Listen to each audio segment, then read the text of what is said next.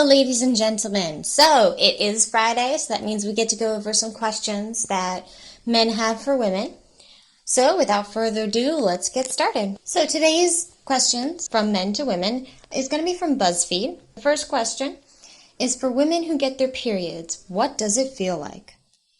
I'm going to be bluntly honest. This obviously changes depending on the woman and what her cycle is, how active she is, whatnot, her genetics. Generally speaking, the best way I can put it is it feels like your body is punishing you for not being pregnant. That is the best way I can explain it, men. And our hormones are always crazy. It's hard to control them sometimes. That's the only way I can describe it to you. Our body is punishing us because we are not pregnant. How common is it for women to lie about their orgasms? Oh, ha, ha, ha, ha, ha. So, I don't ever have to do this, but I can tell you from working with a bunch of women, obviously I'm a homemaker now, but when I did work when I was younger, it's actually very common. I don't know who they're lying to. I don't know if they're lying to the guys or lying to the girls around them, but I can tell you that is very common.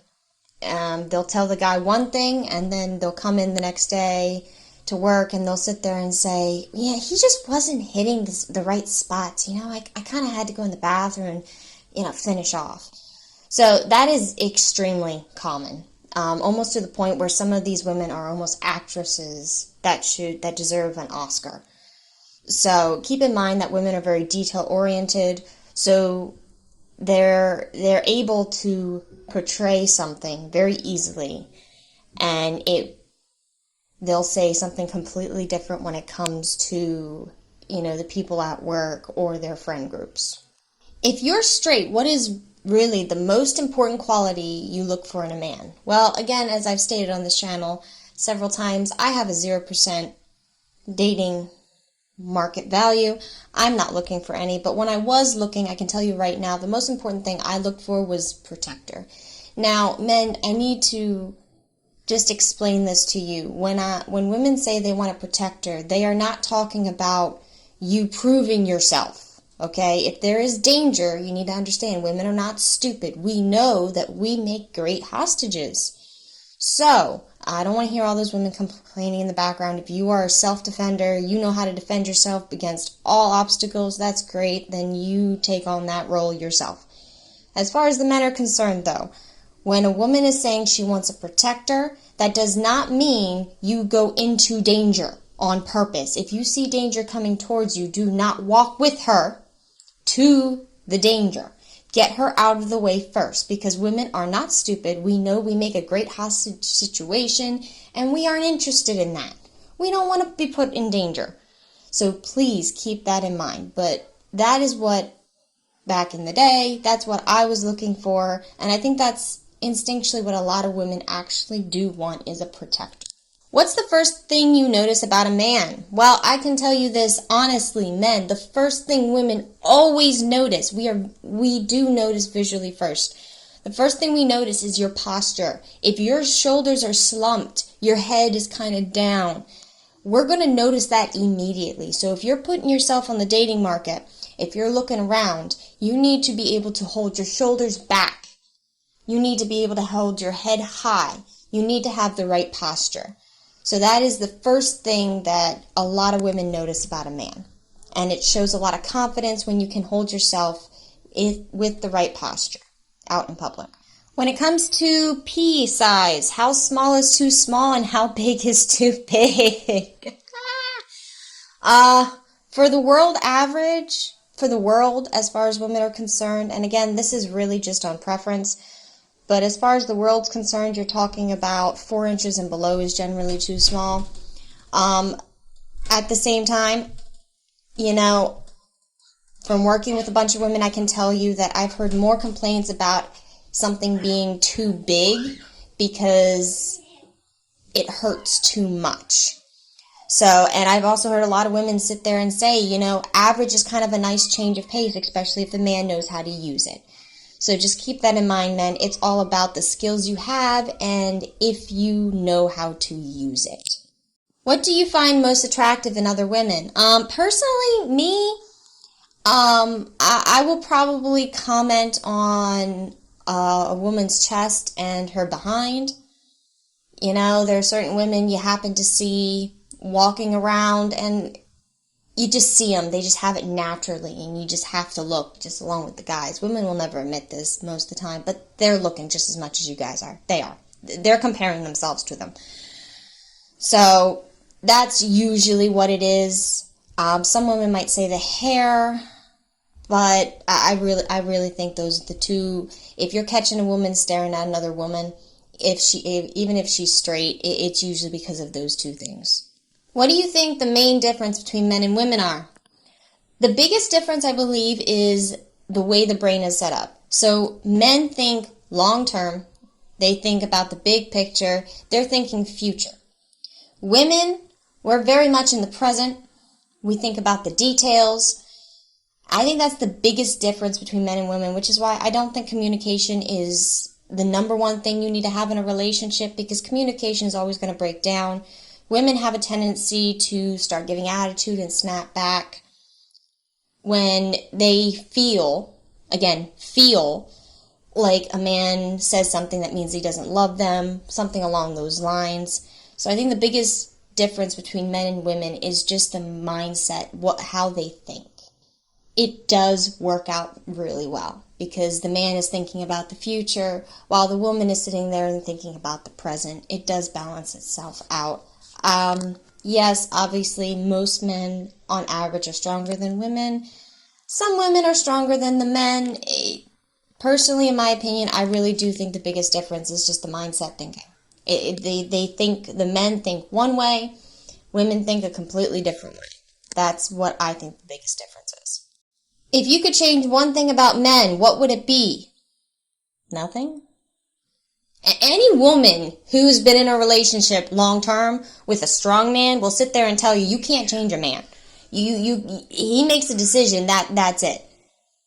Like, you can't change. I don't understand why these women have an idea that they can change men. You can't change men. If a man has his opinion, like he doesn't want kids, you're not going to change his mind.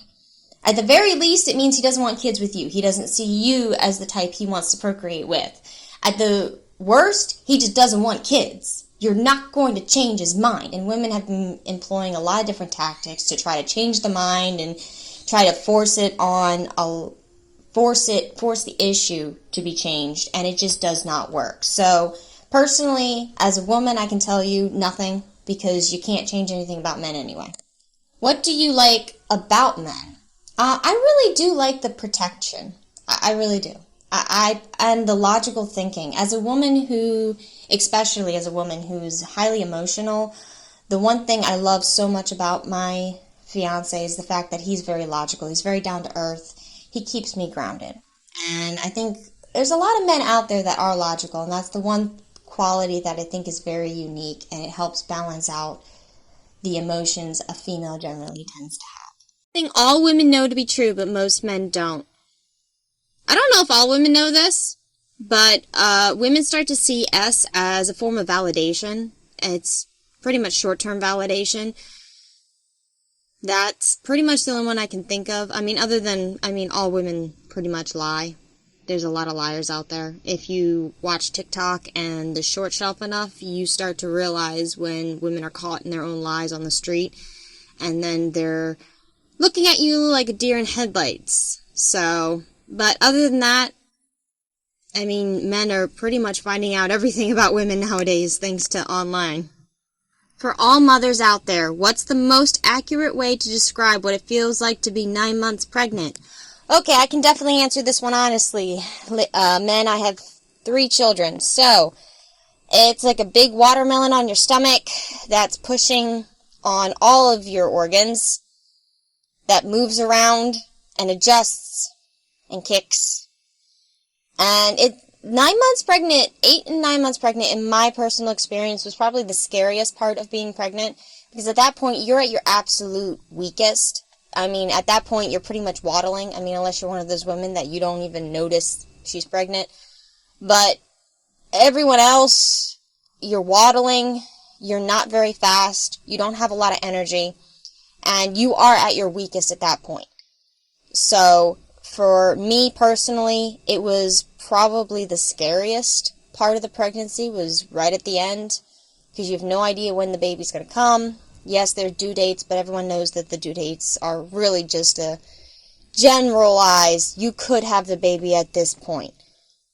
But yeah, it's definitely the scariest because you're at your weakest point and you just are aware of everything. You're so weak because the baby's taking so much out of you at that point, and it's so much weight to be carrying around.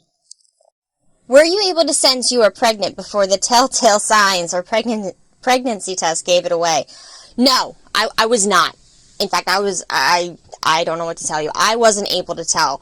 My fiance, on the other hand, he was able to tell. And it was very interesting because he would give me the test, and I would get defensive, and I would tell him, I'm not pregnant. Why? And this is even before my first missed period. And he would say, well, then just take the test. It's no big deal. So I would take the test, and turns out he's right. I have no idea how he was able to tell. I wasn't able to tell up until the morning sickness started, which was usually about a week or two before or after my first missed period. So that's how I was usually able to tell pretty early on, but he was able to tell really early. I don't know, I can't explain it, guys. He was just able to tell, and he was right, so. If your partner is a virgin, is that a turnoff? Well, I can't answer that. What I can sit there and say is that from my research and from the people that I've been around, there are some guys that can pull off the confidence without have had S with a bunch of ladies. So I believe it really falls down to how much confidence you have in yourself and how much research you do beforehand. So, because most guys aren't going to sit there and actually tell the woman, oh yeah, it's my first time. But if you have enough confidence and you do enough research, I don't think it's a turnoff because they may not even be able to tell. What are some major turnoffs? If you do not tell us when we're doing something, okay, so every woman is some sort of crazy. Every woman has some sort of attitude. It's just how we are programmed. And when a man doesn't sit there and call us out on it, personally for me, I love the honesty. I am not one of those girls where if I ask you a question, I expect an actual answer, which is generally why there's only certain times I ask my man a question. For instance, everything in my wardrobe, there's very little in my wardrobe that he doesn't like on me in one way or another. So, but some major turnoffs is when men aren't honest and they don't hold themselves in a good posture to show confidence, and they treat her like a goddess, because I'm going to be honest, most women know that they're not goddesses, and it really does not help the situation in any way, shape, or form. If you think she's a goddess, keep that to yourself. Don't let her find out about it. And the other turnoff is when, as a guy, you're supposed to be the protector, and then you lead her to danger. And some women might disagree with me, because there's apparently a huge percentage of women that want the danger, that want to be in danger, and I guess want to be that victim. I don't know. I don't understand the whole bad boy persona, per se, mainly because the bad boys generally have this fake persona of protection, and they'll be the first ones to get out of the way and to sacrifice you if it means their life against yours, and that's not usually what women want. But who knows? Maybe I'm too old school. I don't know. And the last one. What are some major turn-ons? Again, posture, confidence. Charisma is really not that big of a deal. Most women actually have a bigger issue with charisma because when the guy is very charismatic, then he's charismatic with everybody.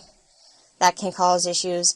Mainly it's the confidence, the posture, how you hold yourself, and calling your woman out when she's being crazy. Again, you guys are supposed to be supposed to be grounding us, because we as women are generally very emotional. Some women are more emotional than others, but we are emotional, being the one that grounds us back down. And protection. at the end of the day, the first thing as men I think you should learn is de-escalation, being able to know when to walk away from a situation and when you have to fight. Because again, women and children are great hostage situations. They really are. And you don't want to be caught in that position. Ladies and gentlemen, that is the end of our video. If you have any questions or stories of your own, make sure to comment below or email me. And if it's really good, I will work on getting it into future videos. Like and subscribe, and thank you so much for watching.